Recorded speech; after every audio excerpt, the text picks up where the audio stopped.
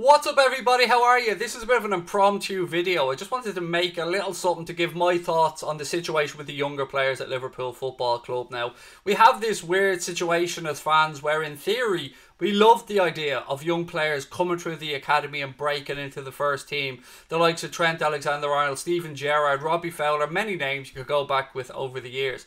And we love seeing these young guys come through and then look back and go, do you remember the day where Trent made his first appearance or whatever? But something that I just wanted to bring up, and you've seen a lot of stuff on social media, a lot of people having a pop, let's say the likes of Nico Williams and stuff like that. It's important to remember, ladies and gentlemen, that these guys are coming through at a very young age and being introduced into sometimes highly pressurised circumstances, and they're still developing. If we look back to Trent Alexander-Arnold, I think it's fair to say that right now he's one of the best fullbacks in world football, if not you could even argue the best.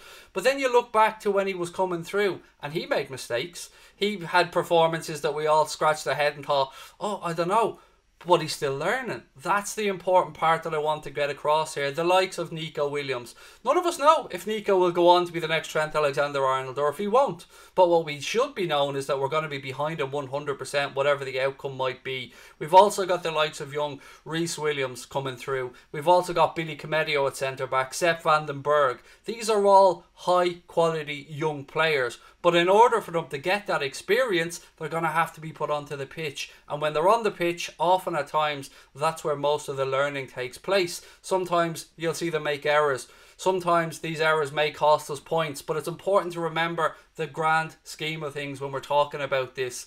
I often like to put myself in the position of how would I feel if I was out there in that moment, or if I was reading stuff on social media. And when I spoke to Ian Brewster recently, Rian's father, he was talking about how he read stuff about his son on social media, whether about him having an attitude issue where he clearly doesn't. Stuff like that is exactly what I'm talking about.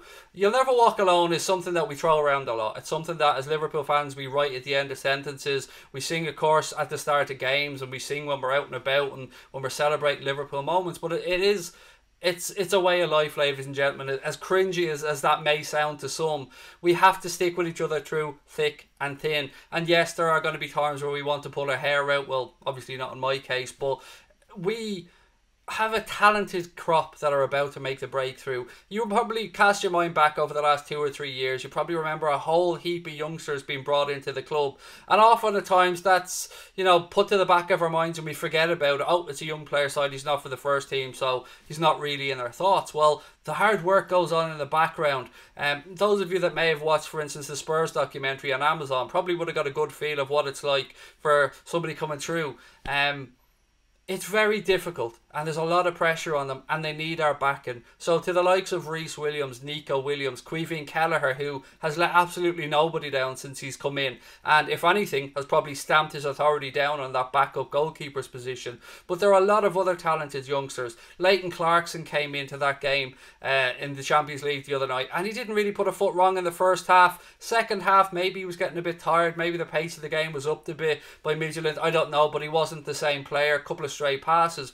But that's invaluable. That is invaluable experience. He will sit down, as will all of those youngsters, with the coaching team, and they'll point out exactly what they did right, exactly what they did wrong. And we can see with Curtis Jones, nobody has any doubts over him anymore. But again, it was a gradual progression for Curtis to get into the first team. And now he's fighting right there with the likes of Naby Keita, Alex Oxlade-Chamberlain for that attacking midfield position. And rightly so, because he's a damn fine footballer. But again, with Curtis Jones, there will be peaks and there will be troughs. There will be days where he isn't as good as the senior established pros, and there'll be other days where he may well outshine them.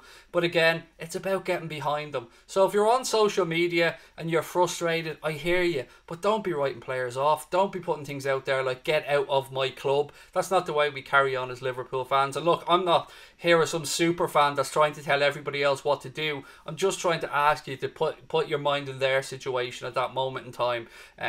We all get frustrated. We all want to rant.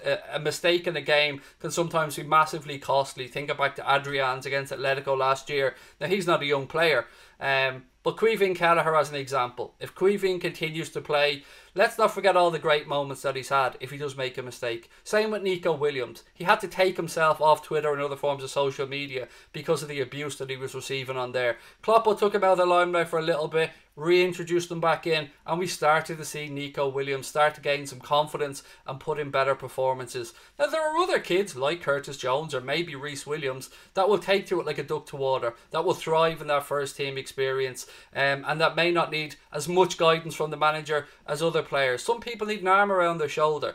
But look, a lot of you guys out there watching will be parents. A lot of you guys probably be teenagers or in your early 20s. Now imagine what it's like for you walking out there under that pressure. And they're not on superstar wages, so you can't throw it back at me and say they're earning a shit ton of money. They're not. They're trying to forge their way through, and we should be behind them all of the way. And again, that goes on to the likes of Paul Glatzel, who's picked up another knock, unfortunately. Keep an eye on him. He's somebody that the club have really, really, really big hopes for as well. Gianluigi Pitaluga, new goalkeeper that we brought in. He's going to be coming through as well. So if we do start to introduce them, and this season is going to be one like no other, we're going to have lots of situations like we have now, where we have a whole heap of injuries, and fair play to the gaffer. I applaud Jurgen Klopp for turning to youth, rather than maybe just running to the transfer window. And that kind of brings me round to January, and where I was building up to with this. I wonder, will Jurgen Klopp go in January and buy us a centre-back? Will he go out there and drop a load of money? Now, there are some mitigating circumstances. The likes of Upamecano, we know that he has a release clause that kicks in the summer. The likes of Ben White, Brighton might not want to sell him, or whoever Liverpool could potentially be interested in. But the other side of that is, will the manager look at Reece Williams, Nat Phillips, Billy Comedio, and just see, well, let's see how they get on for the rest of the season. We have Fabinho, we have Joel Matip, we know that we can have other players play at centre-back at a pinch, and then the three youngsters that I've spoke about as well. What will the gaffer do? Will the gaffer give them an opportunity to succeed?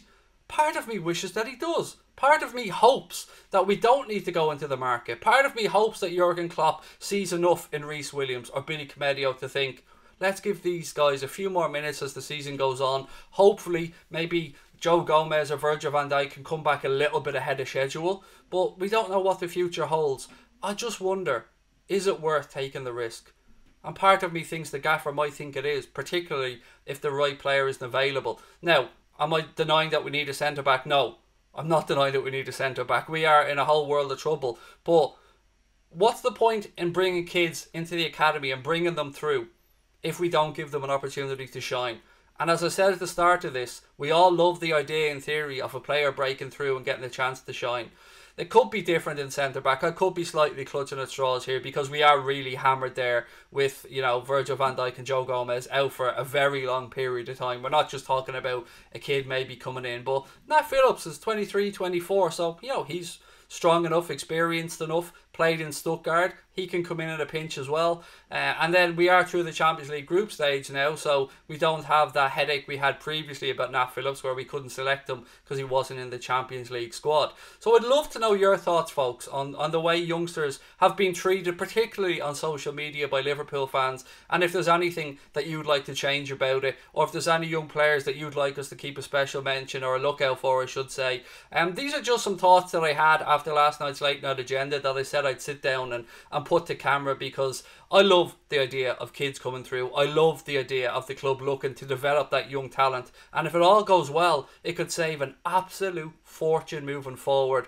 That could free up money for, I don't know, maybe a special talent, maybe an Mbappe, a Haaland, I don't know. Let me dream for a minute, folks. But look, all I wanted to say was just really quickly, show the youngsters your support, allow them to develop. They will make mistakes, but it's important that they know we're behind them all the way. And thank you very much for watching as always. Drop a like on the video, hit that subscribe button. I'll chat to you guys real soon. Up the Reds.